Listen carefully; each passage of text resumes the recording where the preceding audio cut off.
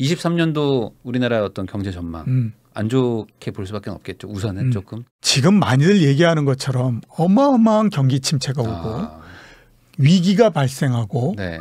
이럴 가능성이 있느냐 하는 거에 대해서는 안녕하세요. 내 집 마련부터 건물주까지 되는 방법을 찾아서 함께 공부하는 부익남 TV입니다. 오늘은 그 이종우 이코노미스트 분 모시고 이제 경제 전반에 대한 얘기를 한번 나눠보도록 하겠습니다. 오늘 나오셔서 감사합니다. 예, 안녕하십니까. 네. 그 저번에 한번 저희 채널에 나오셔가지고 예. 10월쯤이었나 그때 막 완전 킹달러 막 할 때 1,600원 간다고 할 때. 예. 그때 저희 채널에서 그 얘기를 하셨죠. 이제 달러가 거의 상단에 왔고 이제 만약에 내려가면 또 엄청 빨리 내려간다 경험상. 예. 예. 그래가지고 그 영상이 올라갔을 때는 예. 뭔 소리야 막 이렇게 댓글들이 막 달렸었어요. 예. 근데 그러고 나서 조금 지나니까 갑자기 막 빠지는 거예요. 예. 그래서 와 이거 뭐야 막 어떻게 맞춘 거야 막 이런 댓글들이 막 달렸었거든요. 예. 그래서 저희 채널에서 이제 또 한번 모셔야 될 것 같다 해가지고 오늘 제가 이렇게 귀하게 모셨는데. 아이고 과찬의 말씀이십니다. 지금 이 달러 있지 않습니까? 예. 달러 환율 요게 지금 100원 정도 갑자기 급락을 했는데 그렇죠. 왜 이렇게 내려갔는지랑 그리고 이게 어떻게 될지. 달러가 굉장히 강한 상태니까 모든 사람들이 달러가 더 강해질 거고 네. 이거를 꺾을 만한 요인은 없을 거고 네. 이런 생각을 하잖아요. 근데 그렇게 되는 과정 속에서 우리가 달러가 강해진다라고 하는 건 달러를 산 사람들이 많기 때문인 거예요. 그러니까 그만큼 산 사람이 많아지기 때문에 네. 어떻게 생각하면 추가적으로 더 살 사람이 별로 없는 상태가 되는 거죠. 그리고 그럴수록 더 달러가 강해진다라고 하는 얘기는 더 강해집니다. 왜냐하면 네네. 내가 갖고 있기 때문에 네. 당연히 내가 갖고 있으니까 나는 달러가 강해진다라고 생각하기 때문에 달러를 더 산 거잖아요. 네네. 그러니까 모두 다가 갖고 있는 형태가 되는데 문제는 뭐냐면 가격이 거기서 더 올라가려면 누군가가 더 계속해서 사줘야 되는 거죠. 근데 그 사줘야 되는 사람이 없게 되면 그 다음서부터 문제가 생기는데 네. 이번처럼 이제 모두 다가 달러가 굉장히 강해지고 막 이렇게 했을 때는 거의 시장에서의 거래되는 포지션의 90% 넘게가 달러를 모두 다 갖고 있는 형태가 돼버리는 거죠. 그러니까 추가적으로 살 사람이 없어지는 형태가 되는데 네. 자 문제가 뭐냐면 그런 상태에서 일시적으로 콱 이렇게 그 꺾여서 내려오지는 않습니다. 위에서 한 달 정도 내지 이렇게 옆으로 이렇게 가는 모양이 나오거든요. 네. 그러면 이제 그때에 제일 먼저 이게 달러에 대해서 의심하는 사람들 같은 경우에는 네. 굉장히 여러 가지 생각을 하잖아요. 이상하다. 틀림없이 이게 더 강해져야 되는데 왜 이게 못 되는데. 올라가지 이런 형태가 되는 거죠. 그러다가 어떤 시점이 되면 이거 우리가 생각이 잘못될 수도 있어. 이런 생각이 들 수도 있고요. 그렇게 되면 그때에서부터 이제 반대쪽으로 매도가 나오기 시작을 하는 거거든요. 네. 근데 문제는 뭐냐면 대부분 다 매수를 해놓고 있는 상태니까 네. 매도가 나오면 그거를 받쳐줄 만한 세력이 별로 없는 거죠. 그렇기 때문에 초기에 가격의 전환이라고 하는 것은 굉장히 빠른 속도로서 나올 수밖에 없습니다. 그게 이제 지난 10월, 11월 달에 달러에서부터 나오고 네. 원달러 환율에서 나오고 그래가지고 이제 갑자기 그 방향이 바뀌어버려 가지고 이렇게 된 거고요. 그러면 이제 앞으로 어떻게 될 거냐 하는 것들을 한번 생각해 보면 자 이렇게 생각할 수 있습니다. 일단 달러의 강세라고 하는 것이 한 번은 타격을 입었다라고 봐야 되죠. 네. 이번 같은 경우에. 그렇죠. 그러니까 달러 인덱스로 따졌을 때 115까지 올라갔다가 거기에서부터 추가적으로 못 올라가고 얻어 터져서 104까지 내려가고 그랬으니까 한 번은 이제 네. 꺾여버린 네. 형태가 되잖아요. 되게 이렇게 가격이 올라가다가 그 추세가 한 번 밀려버리는 형태가 되면 특히 그게 어떤 뭐 정책적인 요인이나 이런 것들에 의하지 않고 가격 스스로의 요인에 의해서 밀려버리는 형태가 되면 이게 그 과거의 그 가격 패턴을 다시 또 회복해 가지고 간다라고 하는 건 굉장히 어렵습니다. 이미 한번 그 그렇죠. 희망이 꺾였으니까. 네, 사람들이 한번 약한 모습을 봤기 때문에 네. 거기에서부터 추가적으로 밀어붙이거나 이러기가 굉장히 어렵거든요. 최후로 정말 밀어붙인다고 하더라도 네. 제가 봤을 때는 원달러 환율 기준으로 1,400원을 넘어가기가 어렵습니다. 그리고 거기에서 두 번째 꺾이면 네. 그때서부터 진짜로 더 심하게 내려오기 때문에 달러의 강세는 한번 끝난 거고 그러니까 원화의 강세가 좀 어느 정도 되는 상태이기 때문에 이제는 제가 봤을 때에 추가적으로 좀 원화가 강세가 되지 않겠냐라는 생각이 들고요. 그다음에 우리가 그 외환위기가 나고 지금까지 한 24년, 25년 정도 지났잖아요. 네. 그 기간 동안의 원달러 환율을 보게 되면요. 거의 85% 이상은 1,200원대 밑에 있었습니다. 그러니까 그 어지간한 상태에서는 우리나라의 원달러 환율의 적정 환율이 1,200원대 밑 그러니까 1,300원을 안 보는 수준 그런 정도니까 네. 이제 한번 이제 밀려 내려왔다라고 생각하면 과거의 그 추세대로 들어간다라고 봐야 되겠죠. 하나 딱 변수가 있다라고 하면 최근에 그 우리나라의 그 무역 적자 이런 것들이 굉장히 네. 크기 때문에 네. 그게 과연 앞으로 어떤 영향을 줄 거냐 하는 정도만 남아있지 나머지를 보게 되면 그렇게 원화가 계속해서 약세가 된다든가 이럴 만한 요인은 그렇게 많지 않다. 그럼 방금 아까 말씀하신 그 무역 적자가 어떤 변수 중에 하나다. 예. 그러면 요거에 조금 더 좀 설명을 해주시면요. 지금 이제 11월까지는 나왔죠. 네. 그래서 11월까지 보면 대략 한 430억 불 정도 넘게 네. 무역 적자가 났고 전체적으로 따지면 올해 아마 한 500억 불 정도 날 거다라고 이제 보고 있지 않습니까? 무역 적자는 굉장히 많이 나고 있는 건데 네. 아직까지 보면 경상 적자는 그렇게 굉장히 심하지 않기 때문에 전체적으로 무역 수지는 500억 불 정도 적자, 그다음에 경상 수지는 100억 불 좀 넘게 적자니까 올해 내에는 그렇게 크게 영향을 받는다 이렇게 보기는 어려울 것 같고요. 네. 대신에 이제 내년으로 넘어가야 되는데 전체적으로 보면 무역 수지가 상황이 그렇게 좋지 않습니다. 네. 중국 쪽에서의 적자가 굉장히 크고요.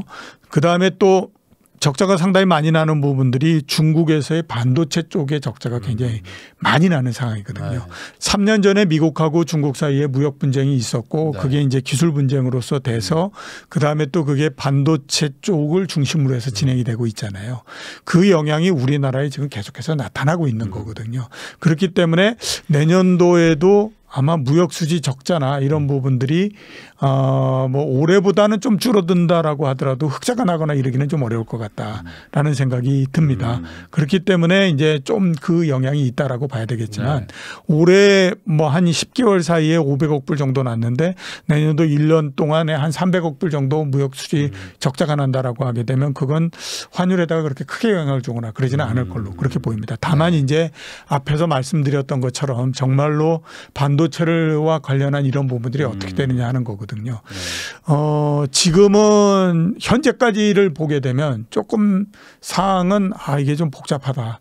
좀 안 좋은 상태다. 이렇게 볼 수 있습니다. 반도체 전망 안 좋다는 얘기들 막 계속 나오고 있는데 그러면은 어쨌든 간에 뭐 적자 폭이 뭐 더 늘어나든지 뭐 달러 쪽에는 악영향이다라고 봐야 되겠네요. 외화벌이가. 외화벌이가요. 예. 네. 그러니까 반도체 쪽에서 개선이 안 된다라고 하면 조금 네. 외화벌이 쪽에서는 문제가 있다라고 봐야 되겠죠. 그런데 전체적으로 반도체 네. 쪽에서 어떻게 개선이 되느냐 하는 거는 네. 우리나라가 어떻게 하느냐 하는 부분보다 미국하고 중국 사이의 무역 분쟁이 어떤 형태로서 진행이 되느냐 하는 건데 제 생각으로는 아마 이렇게 미국이 중국을 계속해서 반도체로 누르고 하는 부분들은 긴다고 해봐야 내년도 1년 정도고 그 이후에는 아마 이렇게 누르지는 못할 것 같다라는 생각이 듭니다. 그거는 이제 다른 요인은 아니고요. 미국하고 중국 사이의 반도체 무역액이 2019년 기준으로 따지면 190억 달러 정도입니다. 우리나라하고 중국 사이의 반도체 교역액은 대략 보게 되면 800억 달러 정도 되고요. 그다음에 대만이 가장 많아서 1200억 불 정도 됩니다. 아시안 국가가 900억 불 정도 되고요. 그다음에 일본이 250억 불 정도 되거든요. 그러면 이게 문제가 뭐냐면 중국하고 미국 사이에 반도체 분쟁이 일어나면 그 타격을 누가 주로 받냐 하면 우리나라, 대만, 아시아 이런 일본. 쪽이 이제 네. 주로 많이 받는 거죠. 네, 네. 그러다 보면 그 불만이 생길 수밖에 없습니다. 그렇죠. 근데 이제 또 이게 반도체만의 문제가 아니라 반도체 장비나 이런 쪽도 또 문제가 생기는 거잖아요. 네, 네. 그러면 힘이 센 곳을 중심으로 해서 우리가 이렇게 미국에 계속 끌려갈 수는 없다. 이거 우리는 이 전선에서 벗어나겠다라고 하는 쪽이 나올 수밖에 없는 거거든요. 예를 들어서 보면 지금 네덜란드의 반도체 장비 회사인 ASML 같은 경우에는 그 얘기 하잖아요.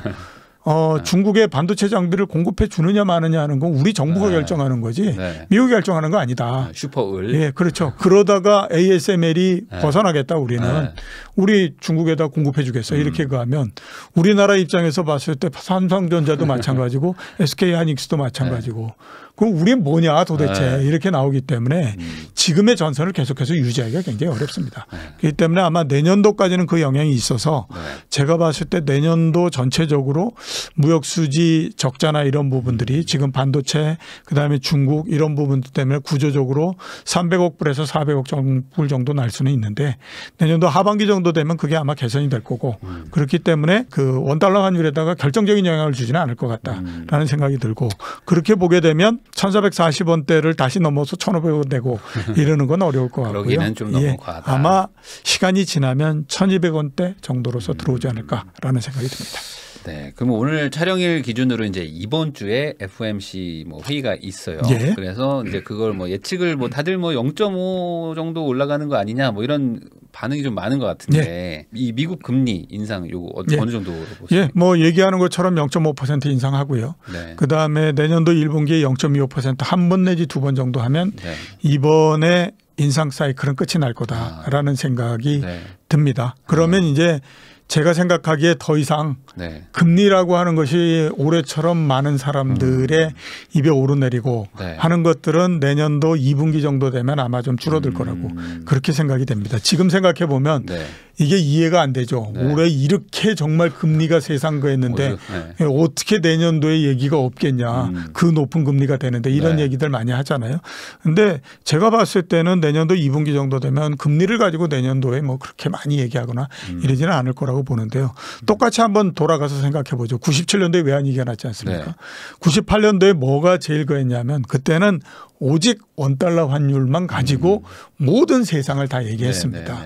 그리고 그때의 원달러 환율이 없는 세상이라고 하는 거 그거에서부터 무관심한 세상이라고 하는 건 우리가 이해할 수가 없는 그런 거였거든요. 근데 이제 1,700원, 1,800원을 일시적으로 딱 찍고 그다음에 쭉 내려오기 시작을 해서 1,400원 정도 되니까 그다음서부터는 더 이상 원달러 환율에 대해서 얘기를 하지 않게 되더라고요. 왜냐하면 이거는 방향성이 정해지고 그다음에 1차적으로 한 번 정도 내려오고 이랬기 때문에 더 이상 얘기가 안 되는 거거든요. 마찬가지로 그렇습니다. 자, 내년도 1분기에 만약에 미국이 금리를 인상을 해서 인상 프로그램을 끝내서 뭐 5.0이 되든 5.25가 되든 5.5가 되든 거기에서 최고치를 친다. 그러면 기준금리는 계속 그대로 가겠죠. 근데 이미 시장금리는 보면 4.5%까지 올라갔다가 지금 보면 3.5%까지 내려와 있는 상태잖아요. 그러니까 금리는 한번 내려온 상태이거든요. 시장금리는. 그 상태에서 옆으로 쭉 가니까 시장금리 측면에서 봤을 땐 3.5에서 4% 사이에 머물러서 계속 옆으로 가는 거예요. 그러니까 그렇게 옆으로 가게 되면 가격의 변동이 위로 올라가는 형태가 아니라 가격이 옆으로 가면서 모멘텀을 잇는 상태가 되기 때문에 거기에서 추가적으로 더 무슨 금리에 대해서 얘기가 되거나 이러는 부분들은 안 나오는 거죠. 그러니까 뭐 사실상 이제 뭐 올라갈 때는 막 변수처럼 느껴지지만 이제 뭐 정해져 버리면 이것도 적응한다. 예, 그렇죠. 그러면은 지금 한국도 지금 요번에 0.25를 올리면서 뭔가 약간 조절하는 느낌을 약간 보였단 말이죠. 예, 그렇죠. 원래는 뭐 0.5 사실 뭐 지금 격차도 많이 나기 때문에 뭐 더 따라가야 된다 하는 분들도 많았는데 아니 왜 0.25밖에 안 올라가냐. 근데 그 의도가 무엇이고 왜 그렇게 한 건지 그것 좀 설명 좀 한번 해주시면 좋을 것 같습니다. 일단 한국은행이 0.25% 금리 인상을 한 거는요. 그건 합리적인 판단이다라고 저는 생각이 들어요. 왜냐하면 우리나라의 물가 상승률은 5%대 이제 4%를 바라보는 그런 정도 이렇게 됐지 않습니까? 미국은 여전히 보면 7%예요. 이번 금리 인상을 하는 목적이 뭡니까? 가장 큰 부분은 그 물가를 잡는 거거든요. 그러면 물가 수준에 따라서 차이가 나는 것이 당연한 거거든요. 그러니까 미국은 0.5% 인상을 하는 거고 우리는 0.25% 인상을 하는 거고 이렇게 하는 거거든요. 근데 제가 이번에 논쟁을 하고 이러는 과정 속에서 보면서 아, 이게 사람들이 조금 뭔가 이렇게 오해하고 착각하는 게 있는 것 같다라는 생각이 들었던 게 뭐냐면 거의 대부분의 많은 사람들이 환율을 움직이기는 그 변수로서 금리를 잡고 얘기를 하더라고요. 그러니까 이제 뭐 우리나라하고 미국하고 사이에서 이 그 금리 차가 많이 생기게 되면 원화가 약세가 되기 때문에 1,600원을 갈 수도 있고 1,700원을 갈 수도 있고 그렇게 되면 굉장히 위험해지고 원화가 더 약세가 되고 이런 얘기들 많이 하더라고요. 물론 이제 금리를 얼만큼 어떻게 움직이느냐에 따라서 환율이 움직이고 이러는 부분들이 있긴 하지만 환율을 움직이는 그 변수로서 금리를 움직이는 경우는 없습니다. 그런 경우는 거의 그렇게 많지가 않아요. 왜냐하면 환율이라고 하는 것이 우리 그 한 나라 경제에서 차지하는 몫이 한 20%다라고 하면 금리에 따라서 생기는 몫은 60%가 넘기 때문에 금리를 움직여서 환율을 어떻게 컨트롤한다라고 하는 거는 정책 당국 입장에서 봤을 땐 그렇게 중요한 그 하거나 그렇게 하는 경우는 별로 많지가 않아요. 근데 이번 같은 경우에 많이들 얘기하는 거를 보게 되면 그 얘기를 굉장히 많이 하죠. 환율 때문에 금리를 어떻게 한다. 그 얘기하거든요. 그런 부분들은 없습니다. 그렇기 때문에 그거를 감안하게 되면 우리나라가 0.25% 금리 인상하는 거는 뭐 타당하고 어느 정도 우리나라 물가 기준으로는 예, 그렇죠. 타당하니까. 미국이 0.5% 인상하는 거 그것도 또한 타당하다. 이렇게 봐야 되는 거거든요. 그러니까 우리나라 0.25% 인상을 했고 앞으로 보게 되면 한 번 정도 더 인상하게 되면 특별한 일이 없는 한은 그다음엔 인상하지 않겠지라는 생각이 드는 거고 지금 그 방향으로 움직이고 있는 거죠. 그러니까 한국은행이 정책을 펴나가는 거는 한국은행 입장에서 봤을 때 합리적이다라고 저는 생각이 듭니다. 그러면 우리나라 금리도 그렇고 미국 금리도 그렇고 내년 초 아마 1분기가 거의 뭐 한두 번 올리면서 끝나고 그렇죠. 우리나라도 뭐 올라가면 3.5 정도에서 멈출 수 있을 것 같다 정도의 지금 예측이신데 그러면 반대로 지금은 물가가 이제 이렇게 높으니까 이렇게 금리를 막 올리는 건데 중립금리라고 하나요? 어떤 적정금리라는 게 있지 않습니까? 예, 그렇죠. 그런 거는 지금 원래 우리나라라면 어느 정도가 적정하다고 원래 보세요? 지금 수준이 제가 봤을 때 우리나라의 적정금리 수준에 도달했고요. 미국도 마찬가지로 적정금리 수준에 도달했다라는 생각이 듭니다. 장기적으로 봤을 때 오랜 시간 동안 금리가 어느 정도였던 것이 적정 그 평균적인 금리가 어느 정도였느냐 하는 것이 제가 봤을 때는 보다 더 중요하다라고 생각이 들거든요.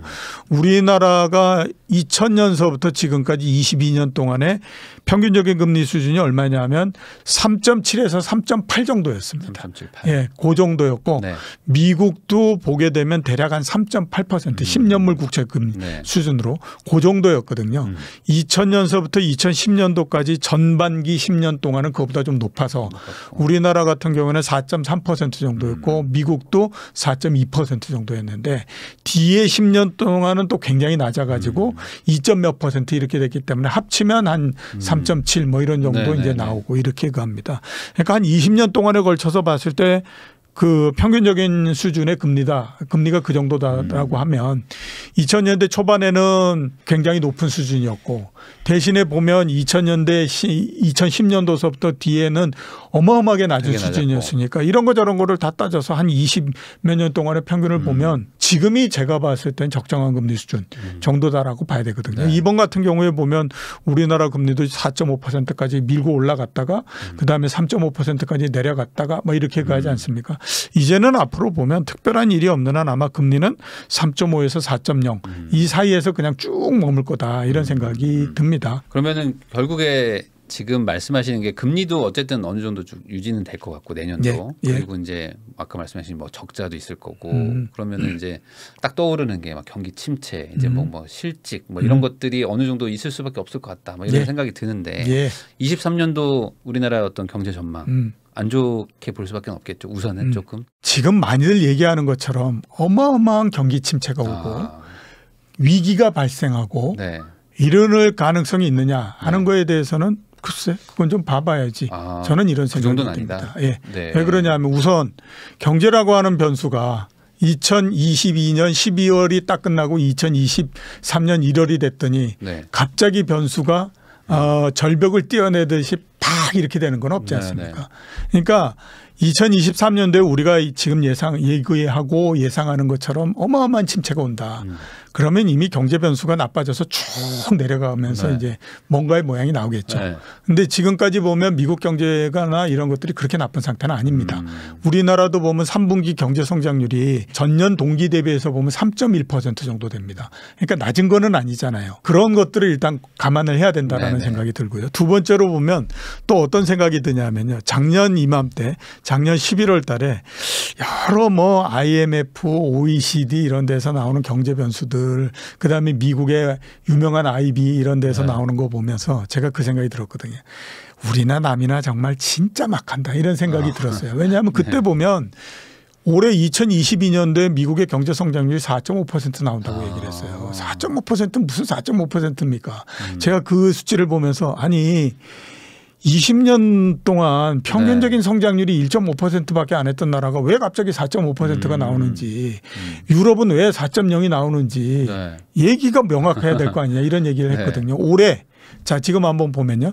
11월 달에 한국은행도 그 경제 전망을 했고 KDI도 했고 OECD도 했고 뭐 이렇게 합니다. 우리나라 경제 성장률 평균치가 얼마냐면 1.8%예요. 내년도에. 네. 우리나라의 잠재 성장률이 2.0%인데 1.8% 성장한다 그러면 그게 어마어마한 침체입니까? 그건 약간 나빠지는 정도잖아요. 근데 말들은 어마어마한 침체가 된다라고 얘기를 해요. 지금은 뭐 거의 경제 위기급이 올 것 같이 얘기를 하죠. 그러면 뭔가 맞춰야 될 거 아니에요. 네. 말하는 것처럼 숫자가 나쁘든지 숫자처럼 이게 뭐 그렇게 나쁜 건 아니든지 이렇게 돼야 되는데 지금 얘기 들어보면 어마어마한 침체가 오고 경제 위기가 전 세계 여러 군데에서 마구 터지고 막 이런 얘기들을 해요. 근데 저는 솔직한 예로 정말 그런 생각을 합니다. 진짜 그렇게 되는 거야? 근데 그렇게 되면 네. 내가 알기로는 경제 변수라고 하는 것도 이미 그쪽 방향으로서 쭉 나빠지는 형태가 돼야 되고 주식시장이나 이런 데도 진짜 참 뭐 이렇게 모양이 나오고 이렇게 돼야 되는데 지금 그런 상태가 아니잖아. 그러면 자 나는 이것까지는 인정하겠어. 경기가 나빠 내년도에. 그거는 인정하겠어. 그런데 진짜로 경기가 어마어마하게 침체되고 두나 이거는 나는 그렇지 않을 수도 있다라고 생각해. 이런 생각을 합니다. 지금 미국 경제를 보게 되면요. 은행의 연체율이나 이런 것도 굉장히 낮습니다. 신용위험도 굉장히 낮습니다. 네. 그러니까 우리가 과거에 경기가 굉장히 침체되고 막 이르기 전에 전 과정하고 굉장히 다른 모양입니다. 이게 왜 이럴까라고 생각해 보면요. 이런 얘기 많이 하죠. 예고된 위기는 없다. 예고된 위기가 왜 없냐면 위기가 나온다. 침체가 어마어마하게 나온다라고 생각하게 되면 거기에 대해서 대응을 하기 때문에 그렇습니다. 그래서 제가 봤을 때에 지금 많은 사람들이 정말 뭐 입 달려 있는 경제 이코노미스트들 이런 사람들이 어마어마한 침체와 그다음에 경제 위기야 이런 걸 얘기하잖아요. 저는 그런 정도는 아닐 거다라는 생각을 합니다.